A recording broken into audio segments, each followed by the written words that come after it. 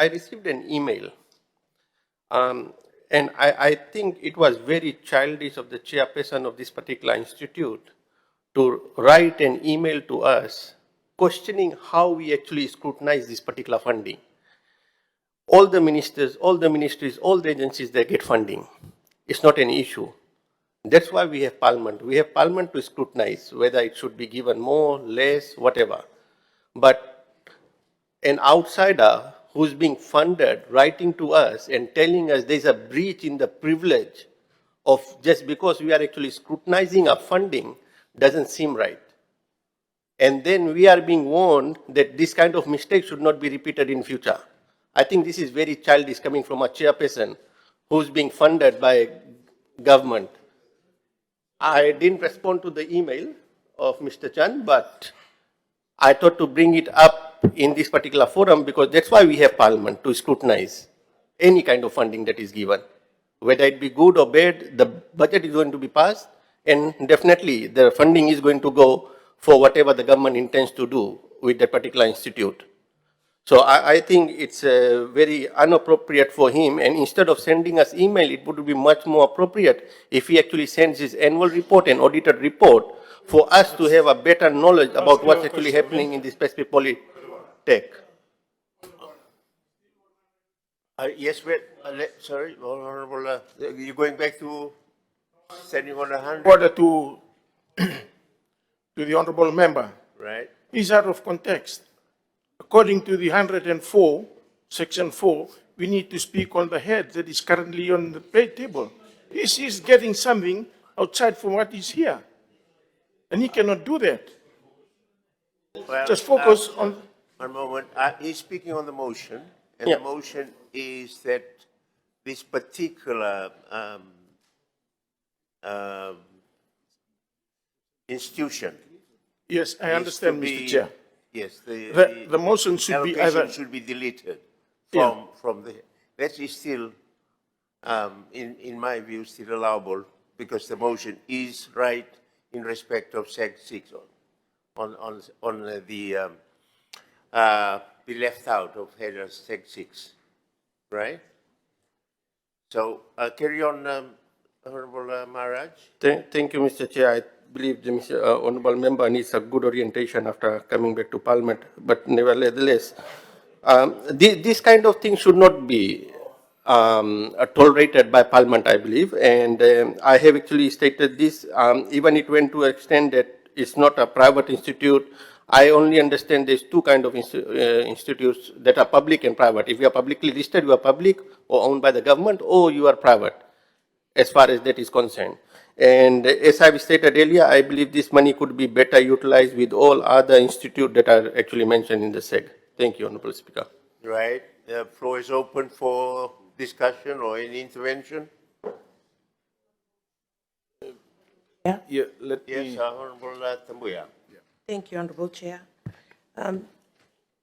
I note the Honorable Member's motion to have the Polytech funding removed completely. I just wish to share some experiences about how Pacific Polytech has assisted many youth in the Suvarnasari corridor, especially young people, including those under 18 who have dropped out of school. They really have nowhere else to go. I'm talking about even 15, 16-year-olds who, as a result of Polytech and nowhere else, even Nambua Secondary School Matua program is full.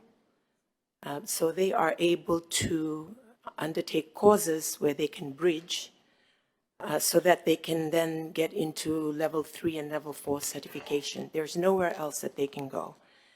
And they are all Itoke students. They have, majority of them are young men in Nambua and Nasinu area. They have also been left out of any development programs in the Suvarnasari corridor. I'm talking over 40 young people. So I think Honorable Maharaj, if you can reconsider, if you are thinking of our current young people, especially this generation, who a lot of them, if they fall on the wayside, they don't really have much else to do.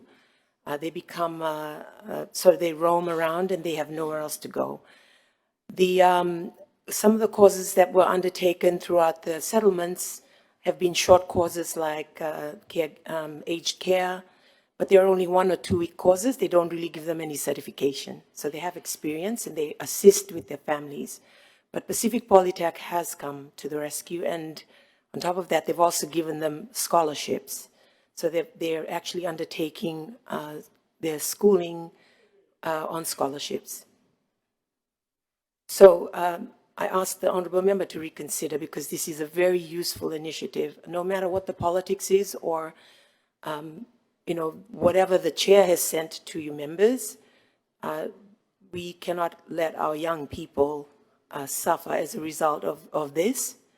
So I fully support the funding to Polytech, Pacific Polytech, and especially when they are accessible in the urban centers. So, and this has been life-changing for them. They have gone on to secure jobs. But just for us to really have a good think about what Pacific Polytech is doing and their reach as well as their purpose, regardless of what we think of those that are in charge, they are really reaching out to the communities. And even now they want to come out to the rural areas. They want to come out to maritime, including Kandavu, so that they can also undertake courses there for young people who have dropped out of school or are unemployed. So that's my contribution to the motion. Thank you, Honorable Thank you, Chair. Honorable Mbuya. Thank you. Any further contribution, Honorable Prasad? Yeah, I don't know what communication Honorable Maharaj has received, but that's not an issue. But I just wanted to correct him and put this on record. The funding for higher education institutes, it's not a question of whether they are registered as a private company or the University of Fiji, for example, because when it was set up by a limited liability company, and the University of Fiji is still registered. There are other institutes that are owned by different entities. For example, you could say the same thing for the Sangam Institute for Nursing. You might say that's a private institution set up, run by a cultural organization. You could look at any Montfort, you could look at Nandave, you could look at any other technical institute.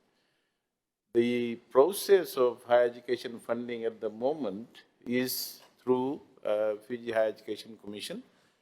They approve courses, they approve qualifications, they register provisionally and permanently institutes, and they make submissions. We look at it at the Ministry of Finance as any other budget submission.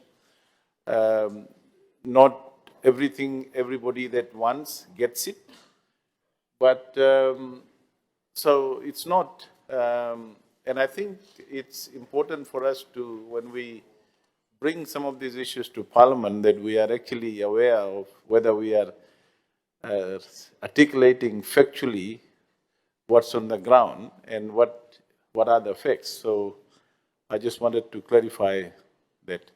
Thank you. Thank you.